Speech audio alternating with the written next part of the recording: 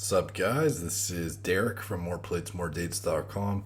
Today we're going to be talking about what kind of macronutrient allotment you should have for getting shredded. So if you've seen my how to get shredded explained in 5 minutes video, this is going to kind of be like a follow up to that, and it's basically going to delve into what kind of way you should allocate your calories in your calorie deficit towards protein, carbs, and fats. So let's just say you have a calorie goal for the day of 2,700 calories. So of those calories, you have to set aside a percentage of those to protein, carbs, and fats. So obviously there's arguments all over the spectrum of, keto diets, paleo diets, carb cycling diets, super high protein, no fat, no carb diet, etc., etc. Typically, you're going to need to try at least a few different diet styles to see what your body responds best to. In this video, I'm going to give you a general kind of approach you can take that is typically applicable for certain body types, but at the end of the day, you're still going to have to experiment with different types of diets during different cut phases throughout your progression to kind of figure out what your body responds best to. So, like, the last thing you want to do is follow a predetermined macro split that doesn't even take into account the intensity of your training, how much muscle you have, how much fat you have, factors that entirely dictate how much, carbs you're going to need to fuel certain activities. Stuff like that is hugely important. So there's no one size fits all thing where you can just see a guy say, oh, like 40% protein, 40% carbs, and 20% fat is like the perfect macro split. Like that's a very, very popular split right there. And it actually works quite well for a lot of people because it encompasses a lot of different, it works very well for a large majority of people. But that doesn't necessarily mean that's the optimal diet for you just because it works for a large majority of people.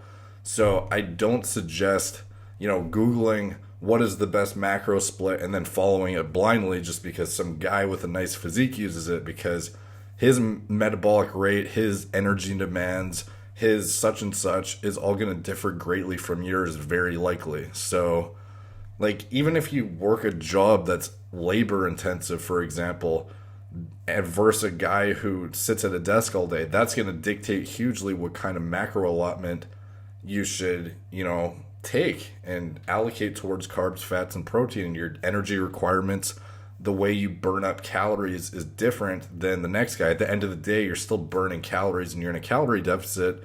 But for a guy who's like lifting shit every day for their full-time job versus a guy who's stationary and then just goes to the gym, the way you're going to feed your body and fuel it in your deficit is going to vary. So just take me, for example.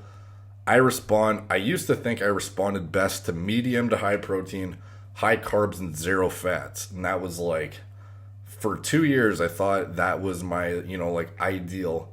And then I figured out after a while that more on the higher end of the spectrum of protein, not zero fat, but minimal fats, and then carbs always start high for me because it's always coming off a bulk phase typically. And all I do is I slowly take out calories, and those calories always come from carbs. So my carbs go from high down to moderate, and if it's like an intensive diet where I was trying to get ready for a show, for example, my carbs could get very low. But typically if I'm just trying to get like summer shredded or something like that, they just get to like the medium range.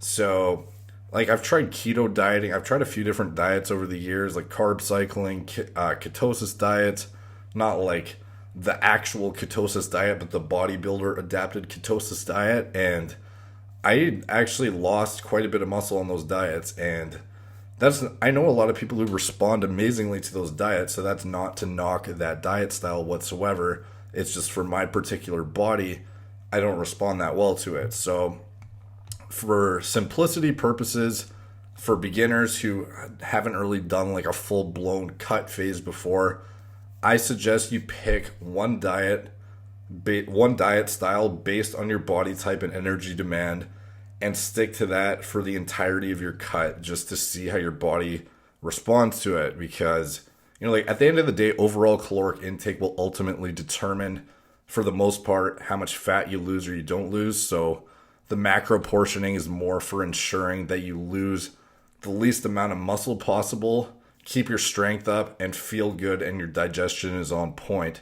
So like if you're a type 1 diabetic, for example, obviously it isn't as cut and dry as me saying follow this split and it will give you optimal fat burning and muscle retention possible. So there's a lot of individually specific factors that come into play, but I'm going to give you a general guideline of what typically most body types kind of work for certain kind of allocations. So if you're very overweight with lots of body fat and don't have much muscle to begin with, you would probably benefit most from a ketogenic diet. And I don't mean the definition of a keto diet is a bit different than the bodybuilder adapted keto diet. I'm talking about the bodybuilder adapted keto diet, which is high protein and fat with no carbs except for trace ones from leafy greens and veggies. So when I say high protein, I mean 1.5 times your body weight in grams of protein, and then the rest of your calories come from fat. And obviously healthy fats, you don't want to be eating bacon all day long, even though you could. It's just not healthy for you, but it would still work if you're in your calorie deficit. And no carbs except for trace ones from leafy greens and veggies. And the reason being, if you're very overweight, you're likely not operating with a very good level of insulin sensitivity to begin with, and you don't have very much muscle that, you're very carb sensitive likely, which means by that I mean you probably can't have a lot of carbohydrates without tending to store most of it as spilled over fat. And typically for overweight individuals, you don't need excessive amounts of carbs because you have so much stored body fat that your body can dip into and use that as its fuel source, as opposed to having to constantly feed your body with an influx of carbohydrates, whereas somebody with a faster metabolism would likely require that. So moving on to somebody with more muscle on their frame and less fat to lose, kind of like not bodybuilder end of the spectrum, but not like totally out of shape guy, kind of in the middle, novice guy with some muscle mass. They likely benefit most from a program that involves some sort of carbs in some capacity, whether it be cycling carbs using high carb. Let's just talk about what I do for carb cycling, for example, if you're going to choose this path. If you're going to cycle carbs, you're going to have to, on your days where you have high carbs, your fat has to be low. On days where you have medium carbs, your fat can come up to medium. And when days that your carbs are low, your fats have to go up to high. Your protein remains the same constantly. The only thing that changes on your high, medium, and low carb days is your allocation of those calories to fats and carbs. So if your carbs are high, your fats are low. If they're medium, they're medium. If carbs are low, fats are high, and vice versa. So in this kind of allocation system, you have to keep your calories exactly the same every single day, obviously, unless you're tapering down. But like for the sake of making this simple, let's just assume your full week of dieting, you're trying to see how much fat you can lose from this particular caloric allotment. You're going to have a certain amount of calories that you can allocate to your carbs and your fats and your protein. Your protein is going to stay the same the whole time. If your carbs are high and fats are low, on a day where they're medium, your calories are still the same. And days where your carbs are low and your fats are high, your calories are still the same. It's just the way you allocate them towards those macronutrient allotments that's going to differ. So as far as how to know what days you would use your high carb days, your medium carb days, your low carb days, etc. Typically, using your high carb days on larger body part training days is best. So on a day where you're training back or legs, that would require a higher amount of carbohydrate consumption than a day where you're just doing nothing, obviously. So on that kind of a day, you'd have high protein, high carb, low fat. on a less demanding day, but you're still working out, like you're doing shoulders or arms, or, you know, maybe like a touch-up day, or you're doing, who knows what you're doing on that day, but not like a huge body part, for example, you would have a medium amount of carbs with high protein and medium fats, or you would do just lower than normal carbs. You could go low on the carbs. It depends on how much fat you have to lose and how sensitive you are to carbs, but typically you're going to lower your carbs from high, allocate a lower amount of it, and increase that deficit of calories that you took away from the carbs and allocate it to heightened fats. On days where you're not training at all and you're doing nothing, or you're doing next to nothing, you have no demand for excessive carbohydrate consumption. So you could have literally no carbs on that day and bump up the fats and then keep your protein the same. So, or alternatively, you could do a totally ketogenic diet with, a weekly refeed where you replenish your glycogen stores with high carbs and low fats and medium protein to preserve your muscle tissue.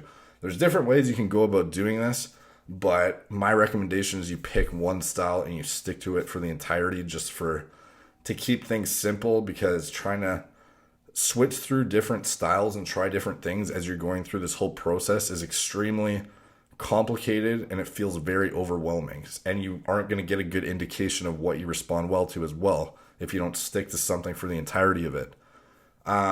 Moving on to like the more bodybuilder side of the spectrum, consistently moderate to high carb diets with high protein and low fats usually work best for those who already are pretty lean, have very fast metabolisms from having lots of muscle mass that burns through calories at a substantially greater rate than the average male, and engage in very intense heavy lifting sessions 5+ times per week.